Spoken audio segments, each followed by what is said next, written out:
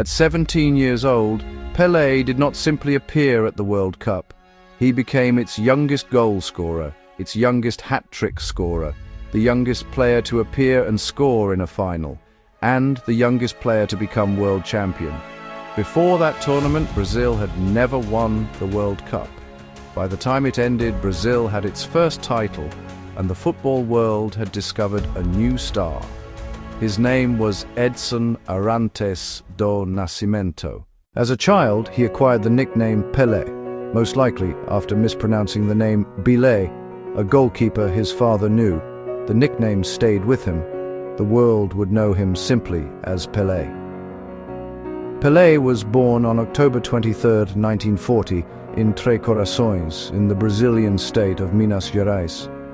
His father, João Ramos do Nascimento, better known as Dondinho, was also a footballer. When Pelé was still a child, the family moved to Bauru in São Paulo state.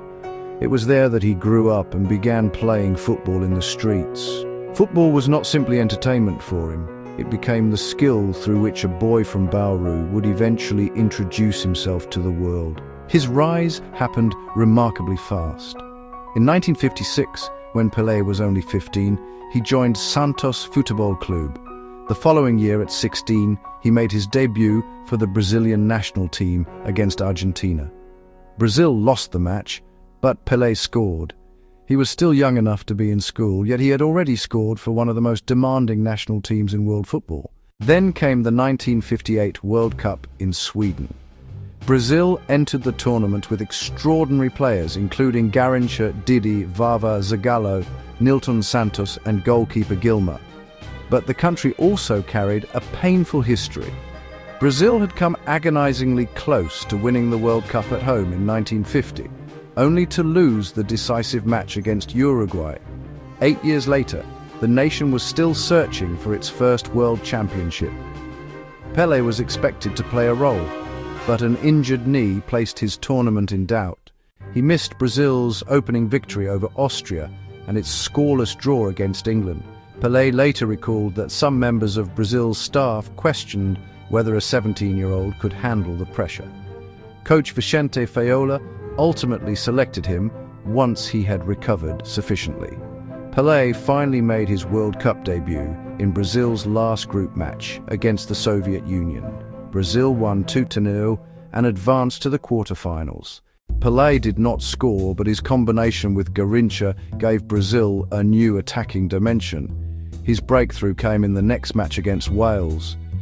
Wales defended stubbornly and Brazil struggled to find a way through. With the match still scoreless in the second half, Pelé controlled the ball inside the penalty area, lifted it beyond a defender and finished the chance. Brazil won 1-0. At 17 years and 239 days, Pelé became the youngest goalscorer in World Cup history.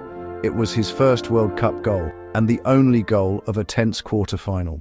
5 days later, Brazil faced France in the semi-final.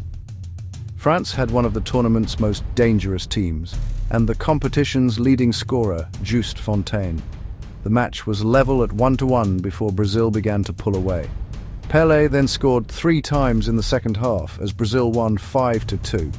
At 17 years and 244 days, he became the youngest player ever to score a World Cup hat-trick. Brazil was going to the World Cup final. Its opponent was Sweden, the host nation. Sweden had experienced players, the advantage of a home crowd, and an early lead after Nils Lidholm scored. But Brazil responded. Vava scored twice, turning a 1-0 deficit into a 2-1 lead. Then, Pelé produced the moment that would define his arrival on the world stage. He controlled the ball inside the penalty area, lifted it over a Swedish defender and struck it before it could reach the ground. It was a goal built from awareness, imagination and composure, qualities rarely associated with someone who was still only 17. Pelé finished the tournament with 6 goals in only 4 appearances. At 17 years and 249 days, he became the youngest player to appear in a World Cup final, the youngest to score in one, and the youngest to win the tournament. After the final, he cried on the field. Pelé later explained that he was overwhelmed by the victory, the reception from the Swedish crowd, and the thought of whether his family back in Brazil had heard the news. The teenager who had arrived with an injured knee was leaving Sweden as a world champion. But Pelé did not win the World Cup alone. Didi directed Brazil's midfield. Garrincha repeatedly unsettled defenders. Vavá scored twice in the final. Zagallo worked across the attack, while Brazil's defenders and goalkeeper gave the team balance. Pelé was the tournament's extraordinary young discovery, but Brazil's first championship was a team achievement. That distinction strengthens his story rather than diminishing it. He was not a teenager carrying an ordinary team. He was a teenager proving that he belonged among an exceptional collection of players. The victory also transformed Brazil's place in international football. Before 1958, Brazil was admired for its talent, but had never captured the sport's greatest prize. After Sweden, Brazil was a world champion, and Pelé became one of the most recognizable symbols of the country's football. The world would eventually call him O Rei, the King, a name that captured the greatness he brought to football. 4 years later, Pelé returned for the 1962 World Cup in Chile. He scored in Brazil's opening victory over Mexico, but injured his left leg during the next match against Czechoslovakia. He could not play again in the tournament. Brazil, nevertheless, retained its title with Garrincha, Amarildo, and the rest of the team taking on larger roles. Pelé was officially part of the championship squad, but it is important not to describe 1962 as a tournament he personally dominated. Injury reduced him to only 2 appearances. The 1966 World Cup in England brought more disappointment. Pelé scored from a free kick as Brazil defeated Bulgaria in its opening match, but he suffered an injury after receiving heavy treatment from defenders. He missed Brazil's loss to Hungary, then returned for the decisive match against Portugal, while still struggling physically. Portugal won 3-1, eliminating Brazil in the group stage. Pelé later described 1966 as one of the most difficult experiences of his career. For a time, he considered never playing in another World Cup. But his World Cup story was not finished. In 1970, Pelé arrived in Mexico at the age of 29. He was no longer simply the teenager who could surprise defenders with youthful brilliance. He had become a complete attacking player, capable of scoring, creating chances, controlling space, and improving the players around him. Brazil won every match it played in the tournament.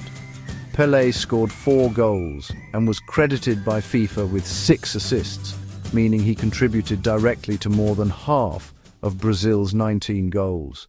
In the final against Italy, Pelé rose above the defense to head Brazil into the lead. The match eventually reached 3-1.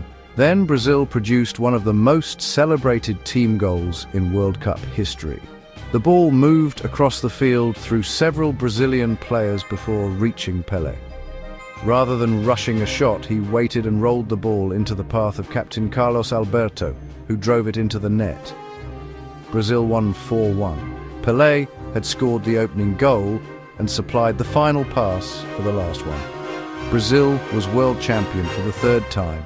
Pelé had now been part of the winning teams of 1958, 1962, and 1970. It remains one of the most enduring records in the history of the tournament.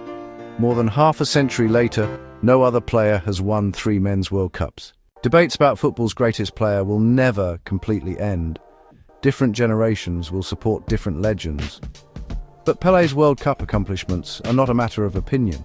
At 17, he became the tournament's youngest goal scorer, youngest hat-trick scorer, and youngest champion. 12 years later, he returned as an experienced leader and helped Brazil win again.